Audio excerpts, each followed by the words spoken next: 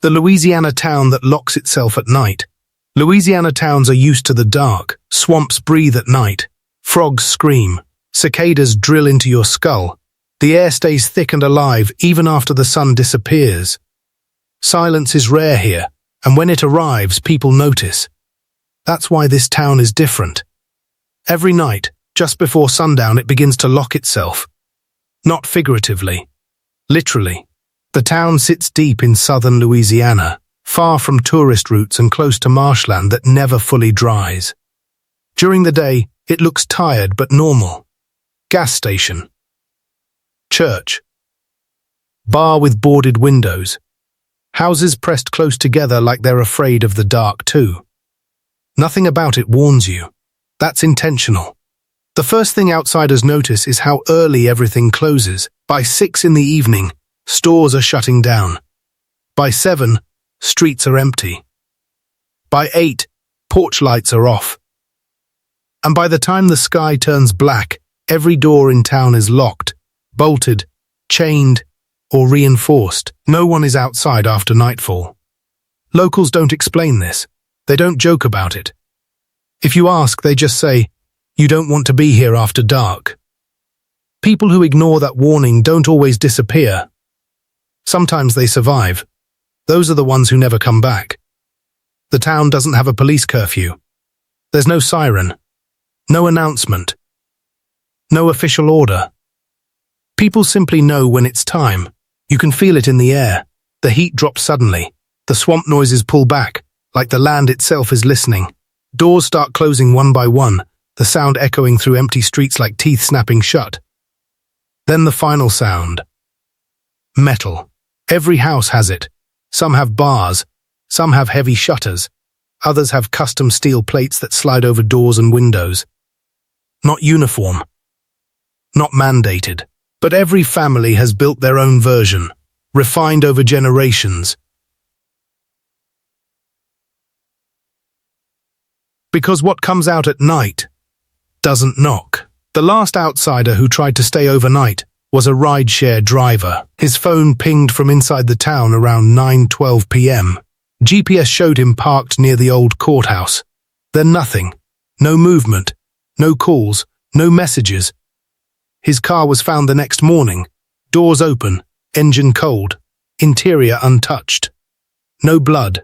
No signs of struggle. Just deep scratches on the outside of the doors, as if something tried to open them from the outside, using hands that weren't shaped correctly. The locals didn't call the police. They waited until sunrise. People who live there don't describe what happens at night in detail. They don't need to. Everyone hears it. Footsteps where no one should be. Slow dragging sounds. Breathing that doesn't match any animal. The sound of something testing doors, one by one, patiently. It never rushes. That's the worst part. Children are taught early not to cry at night. Parents cover mouths instead of shushing. Families sit together in dark rooms, listening to the thing outside decide whether the locks will hold. Sometimes it lingers. Sometimes it leaves quickly. Sometimes it stays until morning. The town wasn't always like this. Old records show normal life decades ago. Fishing, night bars, music drifting through humid air. Then came the disappearances. One here, one there, always at night, always clean, always unexplained. Bodies were never found. Eventually, people stopped going out after dark. Then they started reinforcing doors. Then they started building houses closer together, sharing walls, minimizing exposure. Streets were redesigned to dead end. Alleys were blocked. The town slowly turned inward, like a clenched fist. Whatever hunts at night doesn't like obstacles. It prefers open space. The brutal part is this. Sometimes the locks fail. When that happens, no one goes to help. No screaming, no running, no heroic mistakes. People stay inside and listen to their neighbors die quietly. Because drawing attention makes it worse. Survivors of failed locks describe the same thing. A smell first. Rot and swamp water mixed with something metallic. Then pressure, like the air itself is being pushed into the room. Lights flicker. Walls creak inward. And then the sound of something learning how the door works. not breaking it, understanding it. The town has a cemetery on slightly higher ground. Graves are old. Some are unmarked. Fresh dirt appears sometimes without funerals. No one questions it. No one counts. The thing doesn't kill every night. That's how the town survives. If it did, the place would already be empty. Instead, it takes just enough to remind people why the rules exist. Why leaving at night is worse than staying. Why visitors are a liability.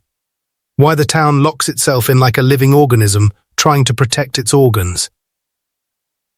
There are theories. Old bayou folklore.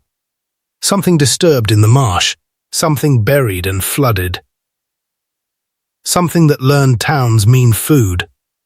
None of it matters anymore. Knowing doesn't help. Preparation does. The scariest detail is this. The thing doesn't cross the town boundary. It waits at the edge during the day. Watching. Learning schedules. Counting houses. As soon as the sun drops, it moves inward. Like it knows exactly where everyone is. If you ever drive through southern Louisiana and notice a town that looks empty long before nightfall, don't stop. Don't explore. Don't wait to see why. Because if the sun goes down while you're there, the town will lock itself. And you will be outside.